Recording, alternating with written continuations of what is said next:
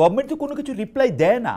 Government তো অন্যের ঘাড়ে আমরা দোষ এটাই চাপায়। বলছিলাম, আমরা গভর্নমেন্ট বলি হচ্ছে আসলে গভর্নমেন্ট আপনাকে। হচ্ছে আপনার ঘাড়ে দোষ চাপায়, বিএনপির ঘাড়ে দোষ চাপায়, এবং গভর্নমেন্ট নিজেরে দেখায় যে তারা খুব সাধু সন্ত, অথচ সবগুলি কাজ করে যেগুলি আমরা হাসিনা করলে, বেগম জিয়া করলে আমরা খুবই এটা রিয়েক্ট করতাম।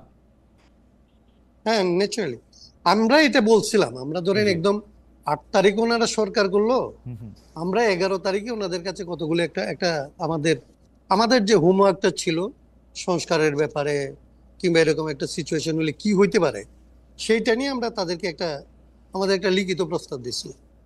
সেইখানে আমরা তাদের কাছে একটা জিনিস চাইছিলাম।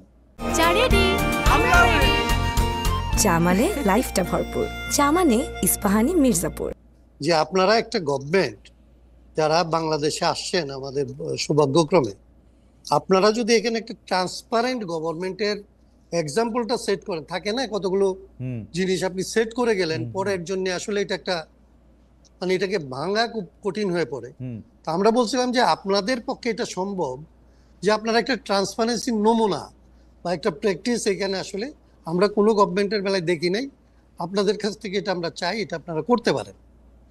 ওনারা বললেন, কিন্তু যেটা আপনি বললেন, আপনি যে উত্তরটা দিলেন সেটাই, যে ট্রান্সপারেন্সি তো পরের কথা, ওনারা তো কোনো বিষয় নিয়ে কারোর সাথে কথাই বলে না এখন পর্যন্ত। পলিটিক্যাল পার্টিগুলির সাথে যখন কথা হয়, সে কথাগুলি হচ্ছে তখন হয় যখন কোনো না কোনোভাবে পরিস্থিতিটা আয়ত্তের বাইরে চলে যাচ্ছে বলে মনে হয়।